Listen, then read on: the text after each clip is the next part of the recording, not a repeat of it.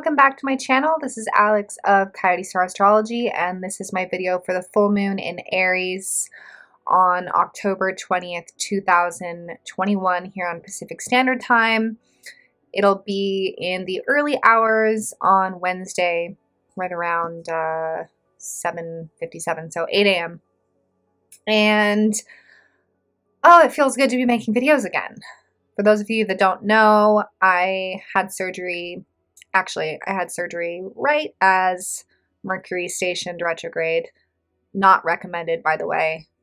I wish that it could have been different, but alas, sometimes we have to do what we have to do, and I definitely felt retrograde energies surrounding my surgery. It went pretty smooth, but there was some, there was definitely some retrograde energies around it. But the important thing is that I'm alive, I'm good, I'm healing, and very happy to get back to work right as Mercury goes direct and we have this beautiful full moon. So honestly, that's kind of what this full moon is about.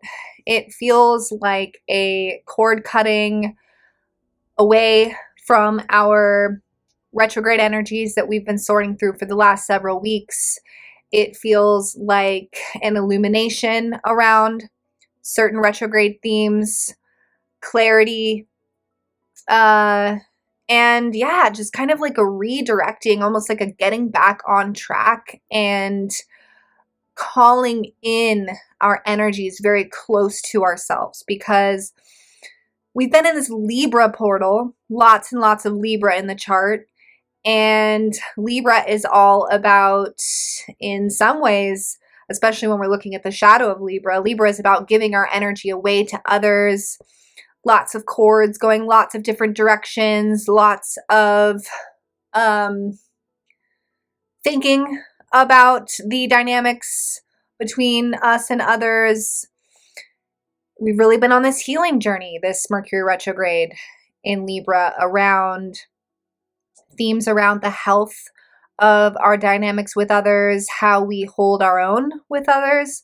The shadow of Libra is often, like we've been discussing, this people-pleasing energy or having difficulty speaking our truth. In some cases, the shadow of Libra can be difficulty with honesty. And that's kind of the dark underbelly of Libra that a lot of people don't talk about. And it's interesting. I've never understood why whenever somebody brings up Libra, people tend to just say really nice things and sort of totally disregard the shadow of Libra. Libra is ruled by Venus, so, you know, it is this sort of archetype that has a very good reputation. But there is an underbelly to Libra. There is a shadow to Libra, just like any archetype. Equal parts light and dark, equal parts positive and negative. And the darkness of Libra can be lack of honesty or bending the truth out of fear of losing someone else, out of fear of upsetting someone else. And I think that this is part of where the classic Libra indecision comes from, where we can confuse ourselves about what it is that we actually even want because we're getting distracted or influenced by the opinions, wants, needs of others, or even our attachment to others.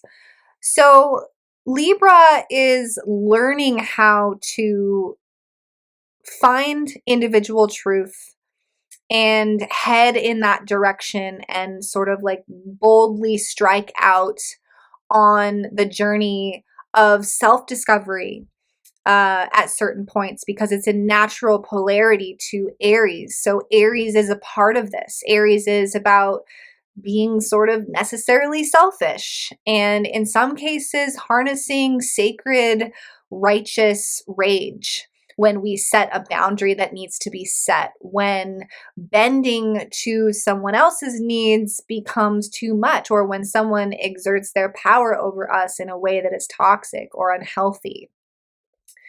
So we've been on this journey for the last several weeks, so it can be I'm sure most of you have been noticing interesting dynamics with others come up in your relationships. And then, of course, outside of relationships, you want to just know where this has been hitting your chart by house, what aspects it's been making to your natal planets, because this will show you the other themes that may have come up. And yeah, sometimes we can just feel that weird retrograde energy.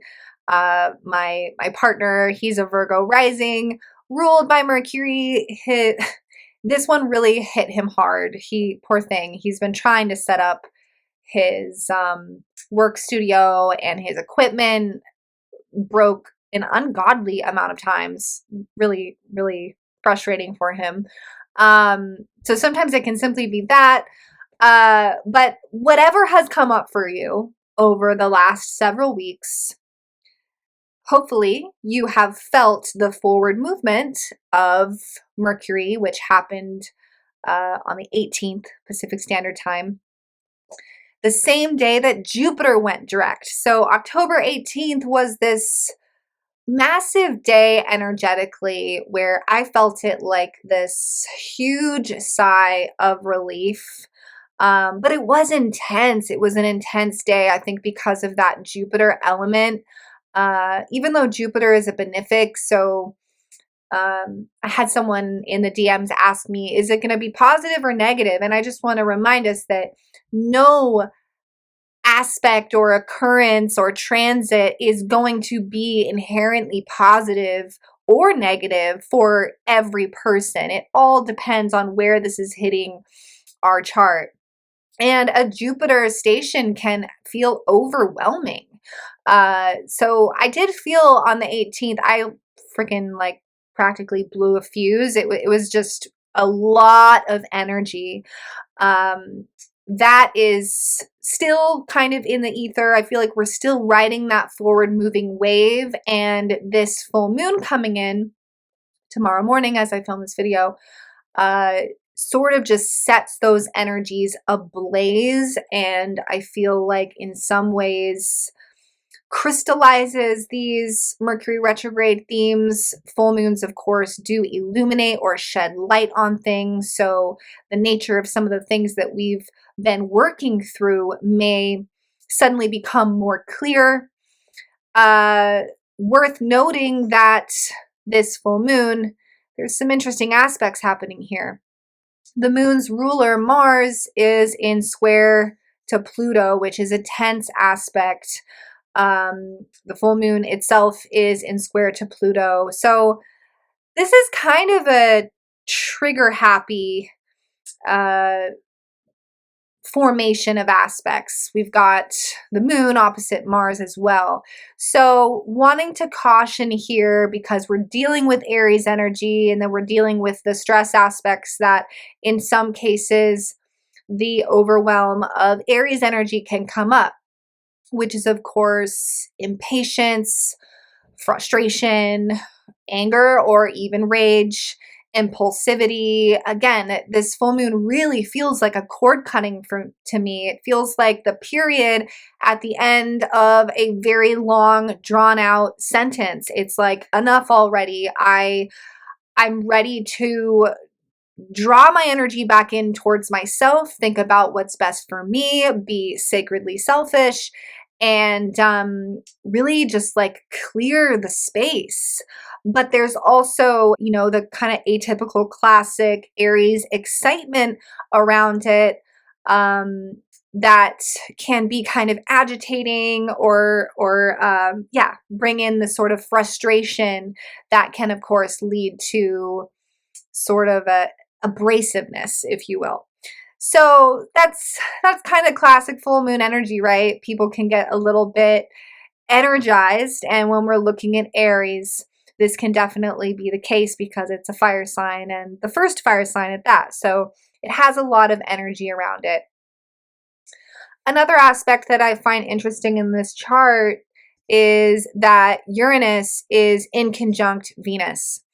And Venus, she's been on her journey through Scorpio. She was doing that pretty much the majority of the Mercury retrograde, which is, again, what made this retrograde so intense, is that it was in Libra. The ruler of Libra is Venus, and Venus was traipsing her way through Scorpio, bringing up all the feels, had a very karmic undertone.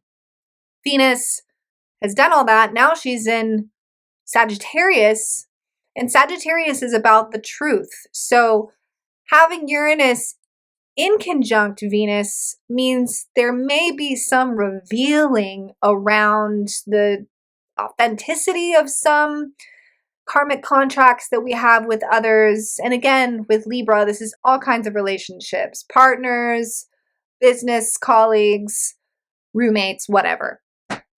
It's been a little bit of a bumpy ride. I know that a lot of us are really ready for these retrograde energies to clear out, and they will every day as we edge towards November. We'll feel those energies dissipate. The post shadow ends, I believe, around November 4th. So we're almost there. But this full moon feels like a necessary and very activating crescendo to reconnect and recalibrate with ourselves if we feel like we got led astray for a moment, or if we've been going through any kind of difficulty over this retrograde journey. This full moon feels like setting up a really nice boundary, and also like a warming, like a returning of energy and vitality after the last few weeks, which may have been draining for some.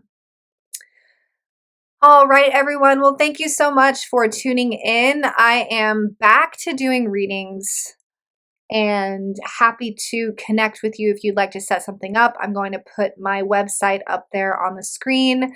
That's where you can reach out to me for readings, coyotestarastrology.com. I'd also really like to connect you with my Instagram, where I do lots of astrology as well. Be sure to check out my stories on Instagram. I do almost daily updates on there.